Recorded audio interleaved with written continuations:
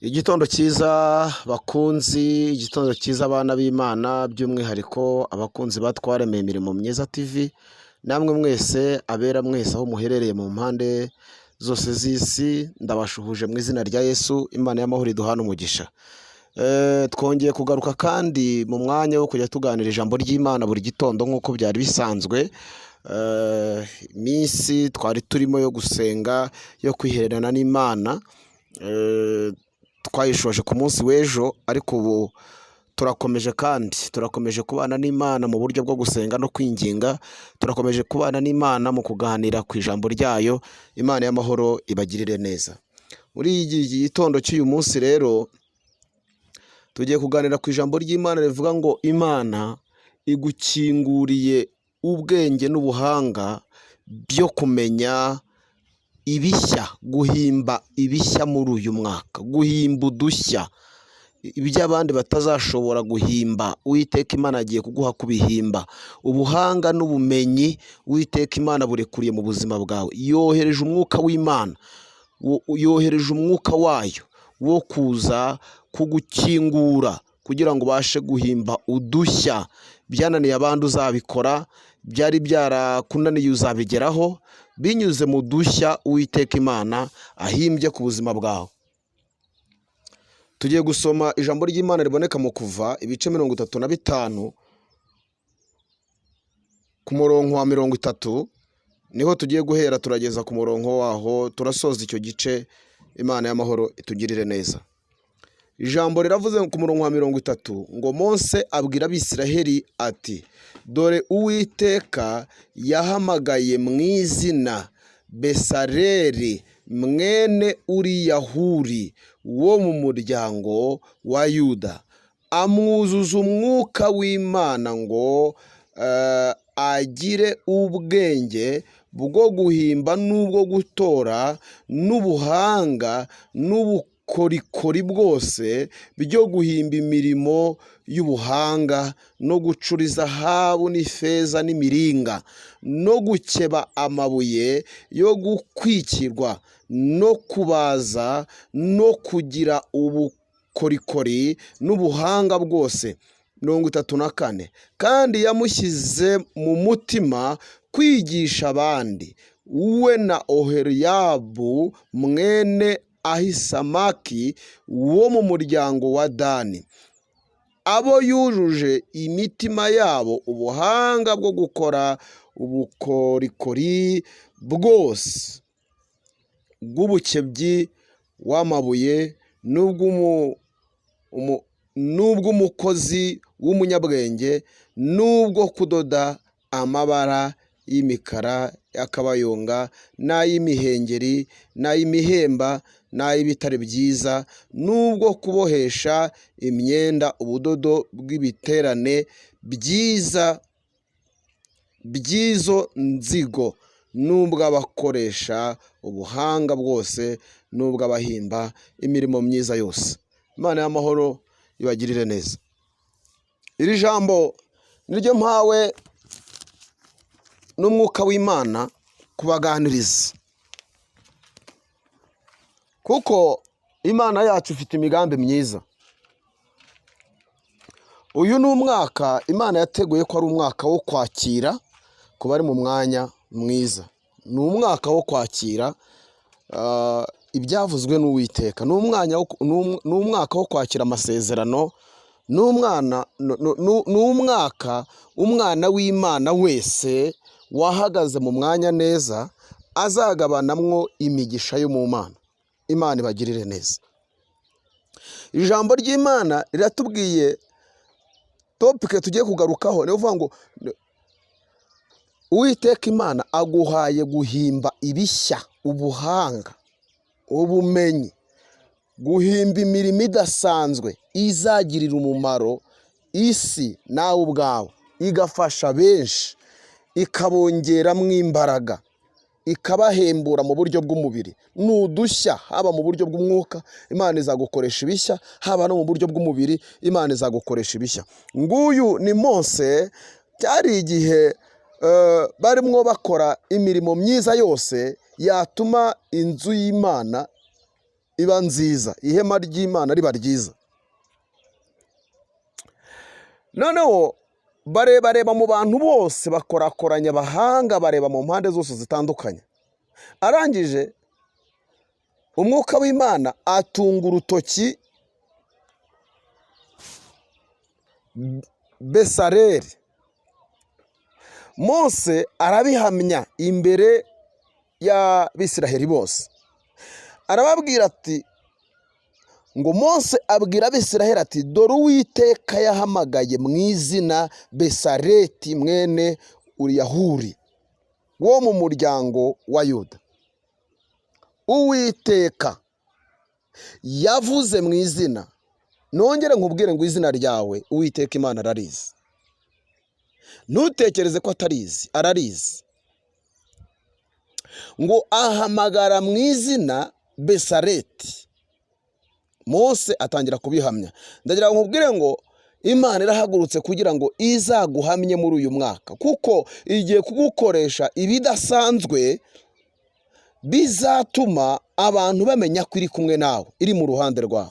Imana y'amahoro ibagirire neza.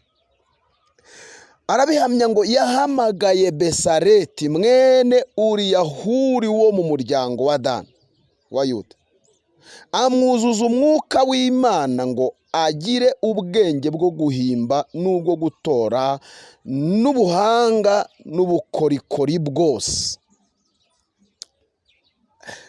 Uwiteka Imana akujuje umwuka wiwe wo kumenya no guhanga ibishya no guhishurirwa no gutoranya ibifite umumaro, kugira ngo uzabibemo ubigenderemo mu izina rya Yesu.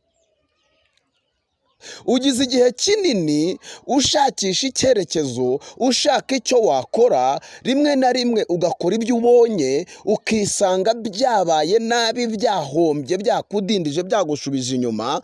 Ariko ijambo ry'Imana riratubwiye ngo Uwiteka Imana yohereje umwuka we mu buzima bwawe kugira ngo akwigishe guhanga udushya no guhishurirwa ibifite umumaro, akwigishe guhanga haleluya, akwigishe guhanga udushya, akwigishe kurema ibidasanzwe, akwigishe kurema imirimo itari iriho abandi batigeze kumenya, kugira ngo uhishurirwe hanyuma ugere ku ntego Imana yagambiriye kuzageraho muri uyu mwaka.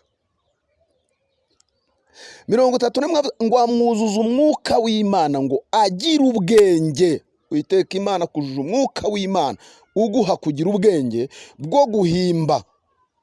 Guhimba ntabwo ari ukuvuga ngo ni ukwiga, ni uguhimba. Ugiye guhimba ibishya byari bihishwe mu Mana abantu batigeze kumenya, kandi bigiye kuba iby'umumaro ku buzima bwawe. Hari n'ibindi abantu bari bazi ariko batari bazi ko byagira umumaro kugera ku rwego Imana igiye kubiha kugira umumaro ku buzima bwawe. Ngibyo guhimba iyi mirimo y'ubuhanga no gucura izahabu n'ifeza n'imiringa, ngo no gukeba amabuye yo gukwikirwa no kubaza no kugira ubukorikori n'ubuhanga bwose. Imana y'amahoro igiye kugushyigikira.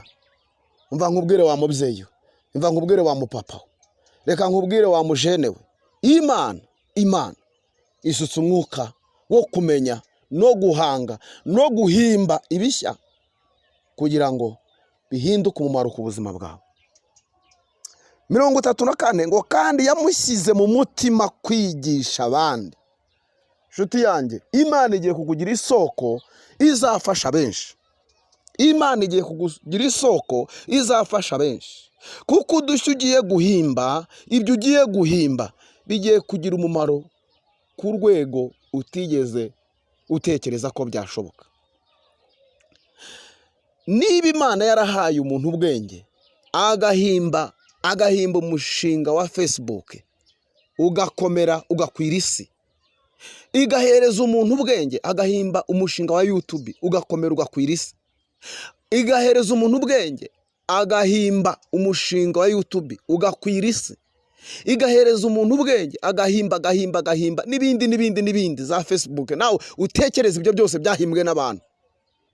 Imana isutse umwuka w'ubwenge mu buzima bwawe kugira ngo nawe uhimbe igishya kizagirira isi umumaro kandi kigahindura amateka y'ubuzima bwawe. Igihe cyari gishize ari kinini uri mu ruzerero. Ndagira ngo nkubwire ngo uyu Besaleli yari ari muri Isiraheli, yari atuye abamo, ariko abantu batazi ko haba. Nawe ubwe ntabwo yari azi ko ahishemo ibyo bintu, ariko umwuka w'Imana amutunga urutoki ngo bikurimo. Munsi yamutungaga urutoki, byaratobotse, isi irabibona, imusukamo n'umwuka wo kwigisha. Ndagira ngo nkubwire ngo Imana nimara kukwagurira imbago, uzibuka abera bene so nabo ubigishe kugira ngo bigere aho bibavana naho bibageza. Uhinduke isoko, uhinduke igikoresho Imana izakoresha itabara benshi muri uyu mwaka. Imana ibagirire neza. Navuga byinshi, ariko igikuru ugendere muri uwo murongo kugira ngo Imana igushyigikire. Imana y'amahoro iduhana umugisha. Reka dusenge. Data wa twese, nyiri imbaraga, nyiri icyubahiro, ni wowe muhanga uruta abahanga bose, ni wowe mumenyi wamenye byose kuko biri mu kuboko kwawe. Iyo uvuze biraba, n'iyo utegetse birakomera. Nkuragije umuntu wese ugibwumve ubutumwa bw'isi, akumvira ijambo, n'uzaryumva wese, kugira ngo ukore ku bwenge bwe, ukore ku bwonko bwe, ukore mu bitekerezo bye, umuhindura umuhimbyi, umuhindura umuntu ugiye guhishurirwa ibidasanzwe bigiye kugirira isi umumaro muri iki gihe cya none. Umuhindura igikoresho kizima kugira ngo ubashe kugeza ku ntego wagambiriye kugezaho abo ushaka kugeza. Ishimwe n'icyubahiro bikugarukire. Ndasenze mu izina rya Yesu, abari abaswa mu by'umwuka bahinduka abahanga mu izina rya Yesu. Abari abaswa no mu mashuri y'ibyo biga nabo bahinduka abahanga mu izina rya Yesu. Abatari baramenye ubahe kumenya, kuko uri Imana imenyesha umuntu icyo akwiriye kuba cyo kandi akaba cyo. Icyo ubona kizatuma abantu bawe bagera ku ntego uyu mwaka, ugisohoresha umwete n'imbaraga ku buzima bwawe.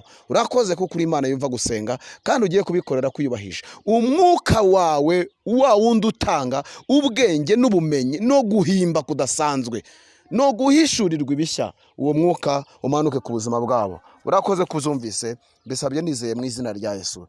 Amen. Imana y'amahoro ibagirire neza, ibashyigikire kandi bahereze guhishurirwa kudasanzwe kugira ngo mubashe kugera ku ntego, musingire umugambi w'Imana ku buzima bwanyu.